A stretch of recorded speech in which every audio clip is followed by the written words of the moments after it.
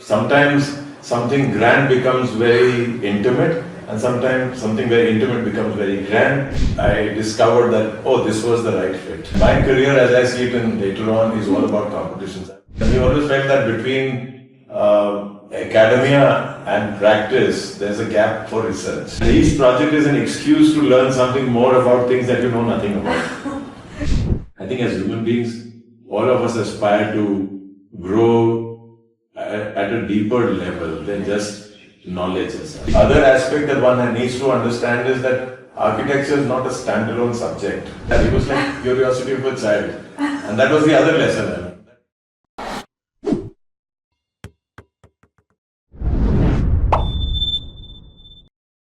A warm good afternoon, sir, from the Architects Diary. I am Simran Khare, the co-editor at the Architects Diary, and I welcome you to TADPod, an initiative by the Architects Diary. And this is an initiative by the Architects Diary where we illuminate the remarkable journeys of distinguished architects, and we try to present their architectural brilliance with this series. And through TADPod, we focus on presenting curated insights from extraordinary individuals, shedding light on their creative processes and exemplary journeys. So I'm glad that we are here in your studio, and we are glad that you are here with us. And so TADPod is basically more than an interview series. So it's a platform for thought leadership, inspiration and action, driving forward the discourse of architecture and design in pursuit of a better and more vibrant future for everyone. Today we are here in this beautiful architectural studio, and I'm happy that we have architect Rajeev Kathpalia sir with us. I welcome you, sir, and without further ado, let's dive into a thought-provoking session with you. Thank you so much, Simran. I look forward to our session. So to begin with the interview, sir, I would like to take you back to some of to your yesteryears when you decided to pursue architecture as your full-time career. How did you land upon architecture? Oh, I think it was a bit of an accident. I grew up I come from my father was in the army, so come from a background of the military. So I grew up in small cantonment towns, mostly in the hills, mostly in remote areas. So cities and architecture were in somewhat unfamiliar. The only architecture I was familiar was what we used to occupy as remnants of usually old bungalows which have been refurbished and made into and split into so many parts from British times to now. So that was the start. And then I went to school in a boarding school from the age of 9 to 16, which was in the Indian school at Gwalior, which is in a fort. Okay. So there was this exposure to history and the past because one lived amongst a lot. This fort is from the 6th century and built over so many generations and ages and things. So I never realized that how much it actually affected me. The physical environment actually affected me later on as an architect. And so that was I think one of the influences which I sort of attribute to my thing as an architect. And certain rituals that we went through, and I'll come to that later on. And in the school, being 300 feet up in the air, one was that you had an unlimited view of the horizon, which is rare. Yes. In most places, most times when you're in a city, you only see 30, 40 meters, you don't really see, long distance. Long distance. So when they say that your horizons are broadened, that was literally true. The second thing, I think that we used to have a ritual called the Astachar, which was that every evening after our sports hour, we used to, have a shower and then change into kurta pajamas and go to this place, which was an amphitheater, and assemble there. And it was on the western ramparts of the fort, and you saw the setting of the sun. Okay, you sort of went into this, you gathered outside and then you went into this amphitheater, and again you saw the horizon, you saw the setting sun, and over seasons the sun position changed. Now later on that became very significant because you start understanding about all about how the sun affects us in architecture or orientation. And there was to be only 2 minutes of silence, but that one ritual of this peace and quiet and no pin drop silence. You could hear all kinds of sounds from the city below, but here there was silence. So horizon, contemplation, reflection, all these sort of you imbibed. At that point, I never really thought about all of this. We just did it, right? Because that's what you're expected to do. But later on, you realize that how much of a deep impact it had in the ways that you think about architecture. So that was this thing. And then I actually wanted to, I was very good at drawing, sketching, and I used to paint. And I used to make aero models. I was in the NCC Air Wing as a rank holder, and so I used to make these flying models, and I was good at making models. And everybody in my family, except my father, who was not an engineer but was in the army, the rest were all engineers, so they thought that I was going to become an aeronautical engineer. And I had no such intention. I wanted to fly planes. I wanted to be a fighter pilot. And in class 11, that time there was only class 11, there wasn't class 12. I ended up with myopia, so I got glasses. So that put paid to that career as a future. And my uncle, Murad Chaudhary, of Kanvende Rai Chaudhary, he was an architect. I didn't know very much about what he did, but after this he said, "Why listen? You're good at making models, painting, drawing, and things. Why don't you try for architecture?" So as I said, it was a happy accident. Once I got in, I think I discovered that this was the right fit. And then I never looked back. So that's how architecture happened. That's a great story. I mean, I can see how your family background shaped you into what you are today. So, were there some instances like now as you practice architecture where you find similarities to what you had experienced as a child or while you were moving around with your family background being in the army? So, do you find such instances where you can relate to like, I have been here or I have witnessed this before? Yeah, I think so. I mean, one was the significance of being surrounded by nature, right? Instead of very busy cities, you were always in nature, and it had a huge calming effect. And you could face almost anything because you were calm. The second thing was that when I look at the school and the fort, there were places where there were very tight walls with narrow staircases hidden inside. There were large halls, and things had been built over time. No, it didn't happen in one go. And so they didn't have any particular order that everything followed sequence, follow in one order. Over time, there were good times, there were bad times, and things adjusted and fell into place.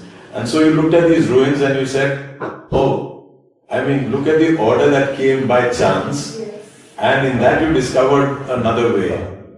Okay? And then you also discovered that the way you traverse through it changes your perception of how you perceive the space. So it was like sometimes something grand becomes very intimate, and sometimes something very intimate becomes very grand in the way that you encounter it. Right. So these were, I think, I now recall these memories. Obviously, when I went through them at that point, there was no such connection. It's after we are at certain stage in our life that we can think back and say that, that is why it makes sense now. Absolutely. And sir, you graduated from College of Architecture in Chandigarh, and then you did your Masters in Urban Design from Washington University. So could you tell us something about your early career days or during your education, how it has shaped you as an architect that you are today? Yeah, so I did my internship in my 4th year with Kanvende Rai Chaudhary. And then I was at that time a reasonably large office.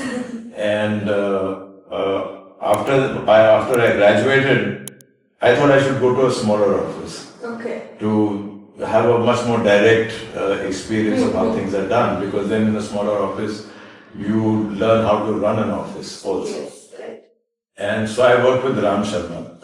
And Ram Sharma was a landscape architect besides, used to also teach, and it was very small. I mean, there was maximum 3 people at a given point of time, and often I was the only person.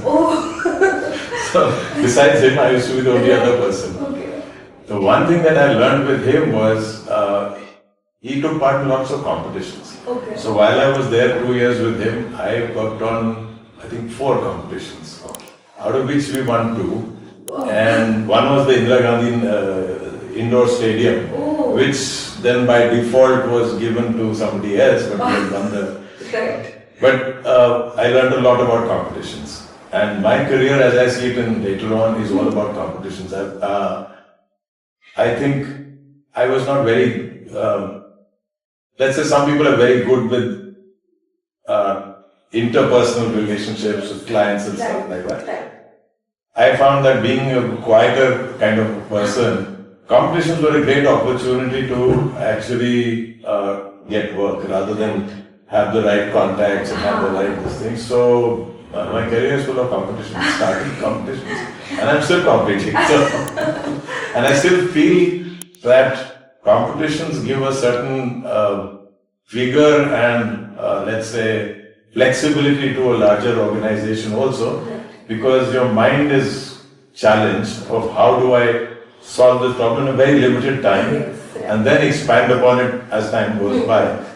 And so I enjoy the act of taking part in competitions.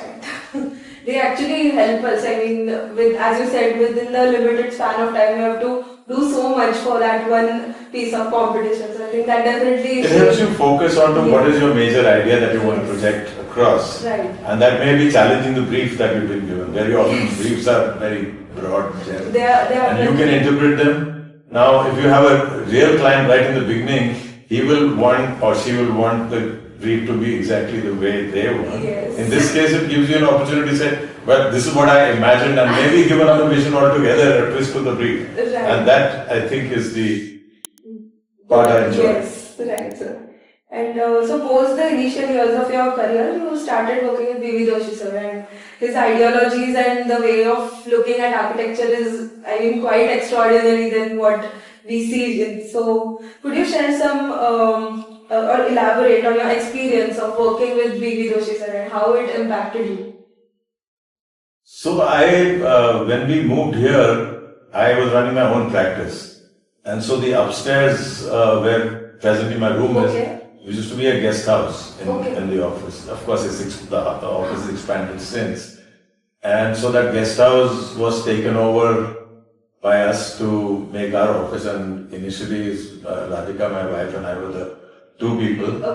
And since we moved here, when Radhika was expecting our first child, and she had to come for her last confinement out here. So Doshi said that, look, since you have won these competitions, 3 competitions, and they're all over the country, they're not necessarily in Delhi, where we had our practice earlier. Why don't you come and have a temporary office here for the 3 months that she's going to be here? So you will, you'll be together, and plus try out if you like this place. Well, as luck would have it, 34 years have gone by and I'm still here. But we were not partners to start with.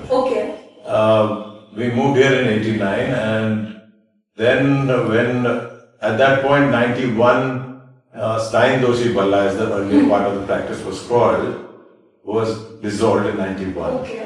And so by that time I had done some work for Stein Doshi Balla, the entire building in Delhi. And that was my first sort of larger public building. And then from that, I was also working with him collaborating together with him on the diamond bourse. And it's during that period of the diamond bourse that we became partners. So 95, I think, we became partners. And then after that, then more or less, as time went by, I took over not only the practice, but also running the practice in, not only the design part of it, running the practice. So since then, yes. And how was your experience, or what impact did V.V. Doshi sir have on you, or some of those his ideologies which have stayed with you forever? he was an extraordinary person. I mean, my relationship to him is at many levels. It started as being, he had to accept the fact that I was going to be his son-in-law because he had no idea that we were getting married. But then, as we got to know each other, we became friends, colleagues, partners. And I consider him my guru and mentor. Because, one of the extraordinary qualities about him was that he has always been a teacher. Yes. And I don't mean teacher that he's giving you knowledge all the time or something. It's not like that. It is what he would make you sort of think about. And the kinds of questions he would ask, the kinds of things that he would observe and say, what do you think? And then you would react to that. Right. And your reaction to that would bring out a whole new story of things that struck in your mind, and another chain of thought would start. So I think from that perspective, one, and the other one was that it was never like he was 30 years older to me. That I have so much experience, I am this thing, but it was like the behavior of a person as a friend, So when we first moved here, then every morning we used to go for a walk together, and he showed me different parts and aspects of Ahmedabad. Okay. He liked to walk, I liked to walk, so we said, okay, we'll do this together. And that was also extraordinary in terms of exchange of thoughts and ideas. So I think the grooming, and I call it grooming, was in many ways like once we became partners, then he would send all his letters that he was supposed to write. Okay. He would send them to me and say, you write much better English, why don't you answer? I was a little taken aback, but then I said, okay, let me try. Okay. And then slowly he would say, but if the nuance of this thing changed and if you said it like this, then what do you think? Okay. So, how do you, when you are younger, you can be quite sort of abrupt in your opinions. And I think that allowed me to start changing the ways that you looked at things. And you said, oh, this is important. Then the other extraordinary part about him was that he was a fund of stories, great storyteller, extraordinary storyteller. He would, I'd been, studied in Chandigarh, so I should have known a lot about Corbusier. Right. And everybody talked about Corbusier, but nobody really understood what he was. Right. Okay? They only looked at his buildings as physical things. What is the thought process? What was his life? And how did that transfer into somebody he really liked, who he almost considered a son, which was Doshi. So Doshi had these anecdotes about Corbusier which were very different from anything that you read or you hear. Okay? And he would relate these incidents. And those incidents of people's lives, or with his experience with Khan, were also ways of looking at that, you lose a project, it doesn't happen, and you feel dejected and say, learn patience. How do you learn patience? Well, so-and-so went through so many projects that never got done, so you're in good company, So it was like these kinds of things that gave you a lot of courage. Yes, it's right. And this whole aspect of life being far more than what most young people assume it to be. And that is wisdom. And that is what I got from it. Right. So I think the most treasured part of life is the wisdom that we get from our mentors and our guides. And I think you had one of the best ones to... Absolutely. I would say that I was very, very lucky. And so carrying forward his legacy must be quite overwhelming. So how does it feel taking forward the legacy of Bhimi Doshi, sir? See, when you say legacy, I don't think I get burdened by that legacy. He always told me, be yourself. Right. So my work is quite different than his work in some ways. Though there are many aspects of things that we sort of constantly endeavor to do. Right. So it's the thought behind that. It's not necessarily that the physical manifestation is the same. I also say that I'm fortunate that many things that he talked about, I could actually do. Yes. So that has been also my good fortune that I think when he did Vidyadharnagar and he talked about energy and he talked about water and all of this, in my later projects like Smritivan and Nalanda, all of these got realized actually. They're actually happening in the ways that they were thought about. So I had, as they say, the shoulder of giants to step on to get to where I am today. Yes, rightly said. And so Vastu Shilpa Foundation was founded for research in built environment and habitat. So it was the vision of V.V. Doshi sir, and today the foundation is doing some really fantastic work. So how has your experience been with the foundation? Like how do you see the foundation growing?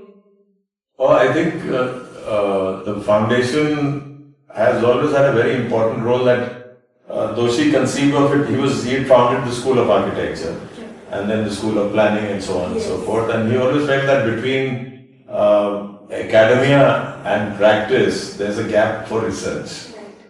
And that research was not happening in schools because the focus is to turn one batch after the next one at the best of your, whatever you can teach them. So research doesn't get the same importance.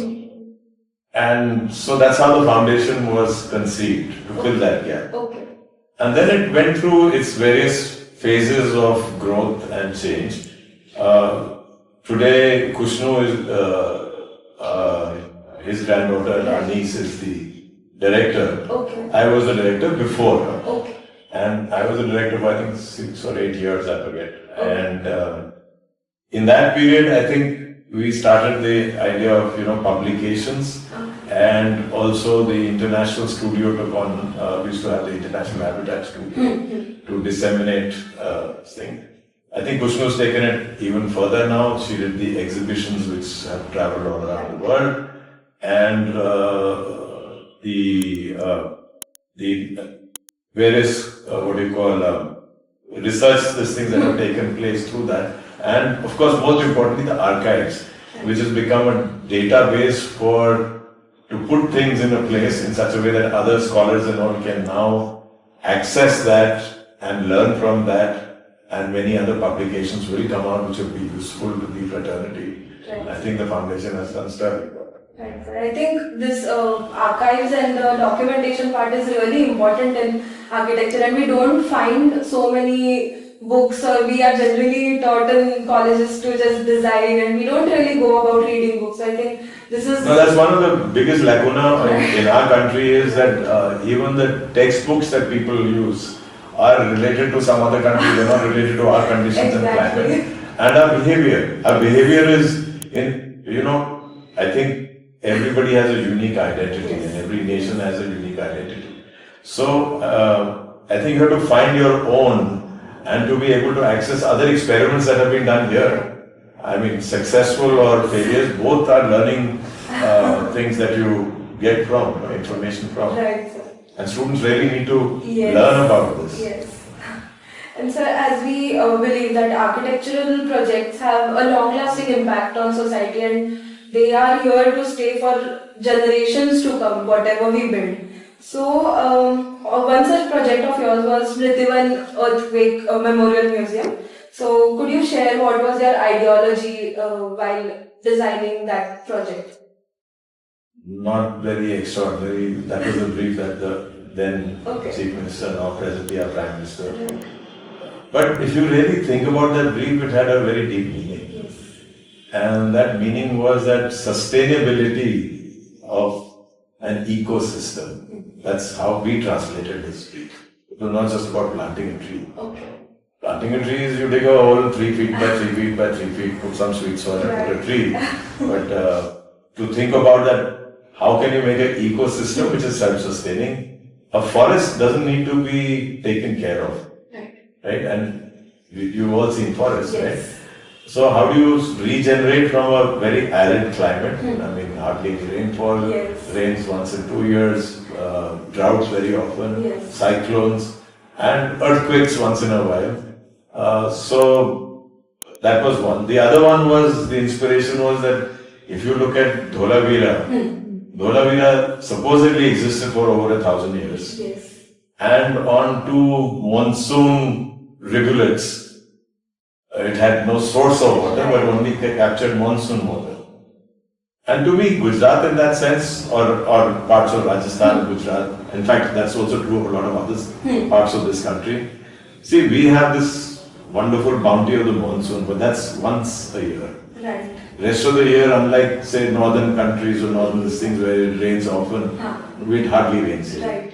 So, our culture is of a culture of water harvesters. So that's why you have step tanks and step wells. Yes. If you go to Adala, it's 5 stories down. All of that happened because of this desire to collect water. Yes. And so that was, I think, in one's mind, that how do you collect water whenever it rains, every drop of water. So how do you trace the journey of water? That was one. And the other one was that it is not just the water that it takes. The drop goes over soil, Yes. alluvium. It picks up nutrients. Right. It deposits those nutrients into the soil, and then the root systems of plants picks it up. Now, this whole phenomena, and I'm not a landscape architect or anything, but I started learning about this because I was keen to achieve something that was self-sustaining. And so we found out, that the forest department said only neem trees can grow in Bhuj, nothing else will grow. One species, and we said, but how can that be when we went to the Institute of Desert Ecology in Bhuj, they said 56 species are native to this place.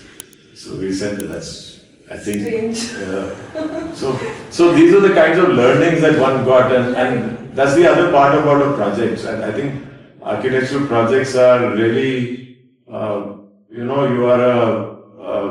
what would you call, discoverer and learner. And each project is an excuse to learn something more about things that you know nothing about. So if you go with this idea that I know nothing and I have to know, then you will do research. Right?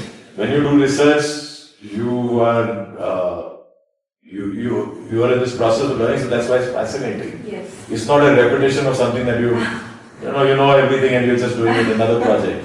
Right. Commercial projects happen like that. So this way of looking at things and using that as your journey, personal journey of growth. I think as human beings, all of us aspire to grow at a deeper level than just knowledge as such. And that happens only if you plunge into things which you know nothing about. Definitely. And then you make the attempt to learn. So you never go out of school. People think that I finished my course now, I stamp D arch or M arch or whatever, and I'm done. But that's not the case. You are actually learning all the time. That's what makes it so exciting. Exactly. I mean, if we knew everything every time we go somewhere, then there would be nothing interesting about learning a better prospect way. So I think. And this, Doshi was like that. He was like curiosity of a child. And that was the other lesson I learned, that you want to remain young, you have to be challenged by things. Right. You have to have the desire to learn. And because of that, you don't age. Okay? It's a different matter than we all age, he did age. But I think the attitude makes a difference. Makes a lot of difference, definitely. And I think architecture, we have it not only shapes countries, but I think it helps us evolve the communities as well. I mean, the society grows with architecture. Yeah, I think we are in an extraordinary time of huge change. Yes. And challenges. Right. There are global challenges of climate. Yes. There are global challenges of population growth and how do you manage cities and all of that. All of that is, we can say that, oh my God, what a terrible time. But on the other side, it's a great opportunity also. So I look at it like this, that it's a fantastic opportunity. Right, sir. So coming to that, how do you see, where do you see the future of community development, or do you see yourself working on some projects which might help the community grow in the future? I think when we say community, it depends on the scales of things that you are involved with. And we've been fortunate that since I graduated with a degree in urban design, cities have fascinated me.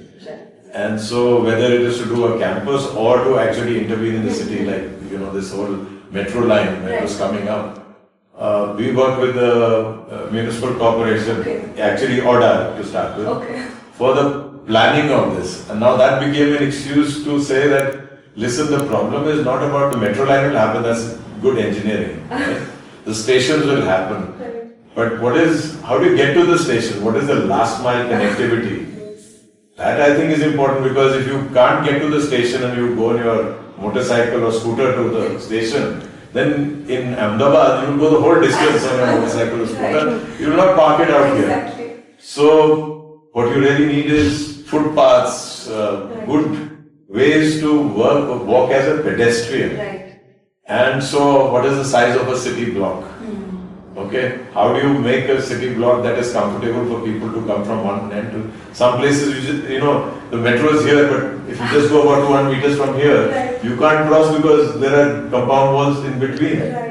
Because each society was done in a different way. So we started weaving these things and finding out how we could take shortcuts, open up some parts of it, and make these connections. Now, I think the impact is still in the process, all of this to come about. But that whole study started opening up possibilities of how the city could be shaped. Now that I think will change the way that our cities in the future will be. Similarly, we were doing a project on the periphery. In fact, when I was teaching at SEP, one of my thesis students in urban design did this thing of town planning schemes. Okay, that's a mechanism that is used commonly in Gujarat. And it's a very good mechanism. Only thing is, it's really a mathematical exercise, and planners don't really look at that land, topography, lakes, trees also exist on this slate. It is not just about, so much plot size and therefore you carve out 40% of it and give back 60%. How do you aggregate them and put them together? So we started looking at natural systems. And today, this has become fashionable to use the term green and blue infrastructure. We were looking at natural systems that why does the old city never flood but the new city floods, despite all the engineering? Okay? And what we found was that planners don't look at these very basic building blocks of how cities are made, and that's why it floods. So if you start looking at the natural drainage patterns, and Ahmedabad is actually a city of lakes. There's all these talabris, every village as it gets part of this, they were covering up the lakes. So where does the water go in? And then that water recharge is making also the groundwater table much better to, now you have extraordinary ability to pump out water at a very rapid rate. And every year the water levels go down. And so you're going to make this into a desert. So recharge as well as extraction has to be balanced. So the whole idea of what they call today spun city, how do you have parks and gardens which allow water to filter back into the ground.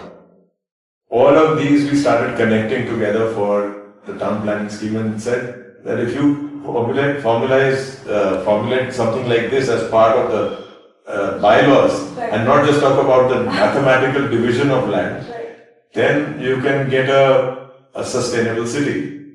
So these are the kinds of things that we've been involved with as a practice. Okay, that's great, sir.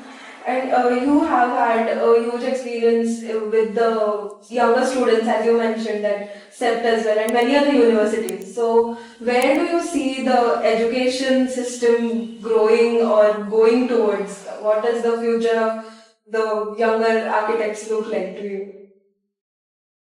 I think the future of there are two aspects to it. One is the fundamentals of architecture. They, I think, have to be absorbed, right?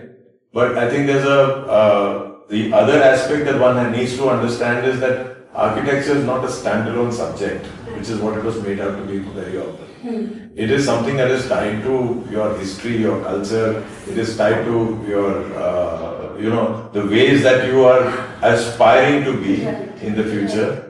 And you look back to your tradition and say, how can I use that to move to the future? So I think it's not just about making, but it is looking at it as that how do you tie up with the community and are relevant rather than just doing standalone projects by themselves. Right. Yes, you should have the skills for that, but you need to also look at the larger aspect. So any building that you do, how does it affect the neighborhood? How does it affect the street? How does it affect? Those are equally important. Right. How much are you consuming and how much are you giving back? Whether it is energy or water or forest cover, all of these things have to be balanced at a larger scale. And I think architectural education is moving towards that. Younger, students and practitioners will face greater challenges, but also greater opportunities as I see it. Yes. There is so much changing in terms of how AI and other smart things will help you change. The construction industry will hopefully also become much more tied to more advanced and more, let's say, based on giving quality and not just quantity. So, but then how do you make contracts? How do you sort of, all of these are tied to changing the overall environment. It's not only one aspect of it.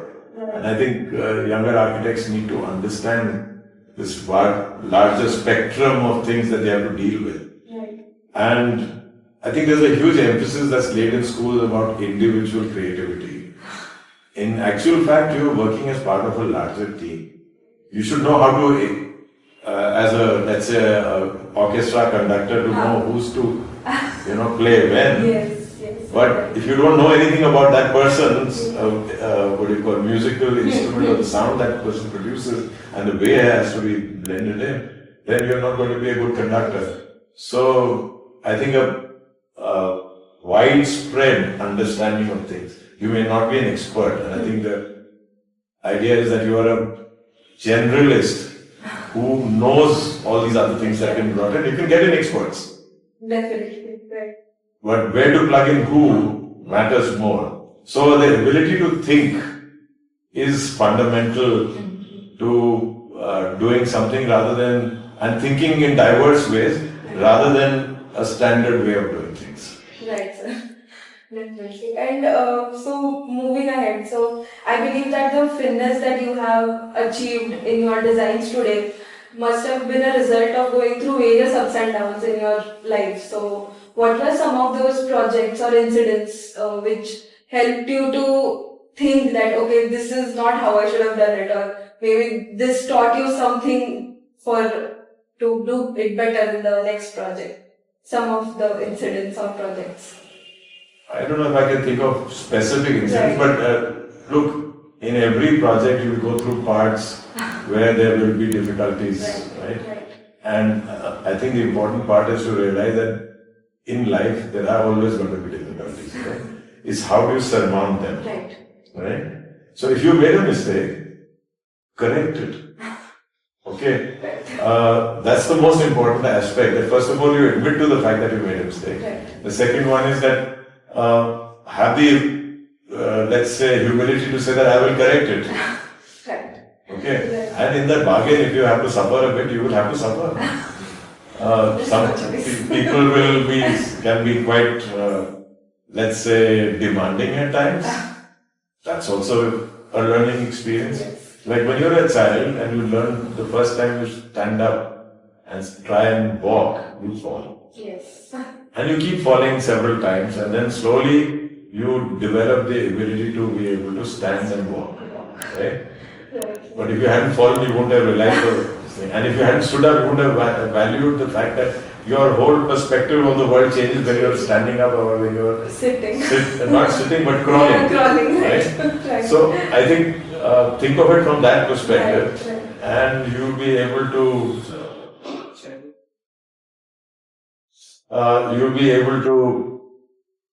take on these challenges. And life is a learning process. Yes, definitely. That's what makes it exciting. That's what keeps us on our toes every time, I would say. Otherwise, I mean, I'll give you two examples. smritivan started in 2004. Okay. It got inaugurated in 2023. Okay, 22 or 23, I forget. That's a very long journey, right? But you keep holding that idea. Yes. You go through 4 chief ministers, you go through so many, CEOs of GSDMA, you go through so many things. Today there's nobody there who knows this from the beginning to the end, only you are there. Wow. Okay, so persistence. So you learn persistence, patience, and have faith. If your idea is good, it'll fructify. It may not fructify in the same time. I have actually found that in my life, very often, things that you wish for very strongly, not on a regular basis, but that idea comes into your mind, it comes. I had never been to Nalanda. Okay. I had only seen pictures of it. And I said, what a magnificent pile of bricks. I said, one day, if I could do a ruin like this, it would be fantastic. I didn't know, and this I'm talking about very early on. I didn't know that one day would be this competition, we would win this competition, and then you'd actually be doing this. Okay? So, it's something that is, I'll give you another example. I once passed through Hyderabad in the early part of our career. We won a competition in Visakhapatnam, and we had a stopover, and so Radhika wanted to go to this jeweler to buy some pearls, because Hyderabad was famous for pearls. So we went there, and when I walked through the walled city, what an extraordinary place. I wish I could do something like here. And then that happened. So my school, Sindhya school, is in a fort, as I told you. I got a call some years ago by one of the board members that, listen, we have a problem with water. So I said, how could you have a problem with water? It's a fort, it's meant for siege. There's so many tanks on. He says, yeah, but we're not using the tanks. I said, why? Because they don't fill up any longer. I discovered that all the channels had been broken, so you had to revive them. You had to de-silt those tanks. Today they're doing all of that and they're getting water surplus.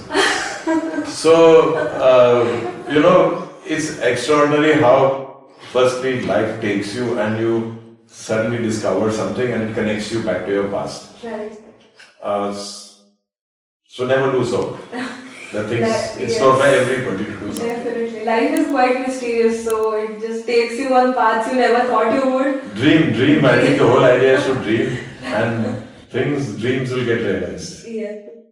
And so with all the years of practice that you have had, so a sense of satisfaction is very necessary for a person to keep going with what we are doing. So, and it's definitely subjective, it varies from person to person. So, apart from the project completion, what are the aspects of architecture which make you feel like I'm doing something?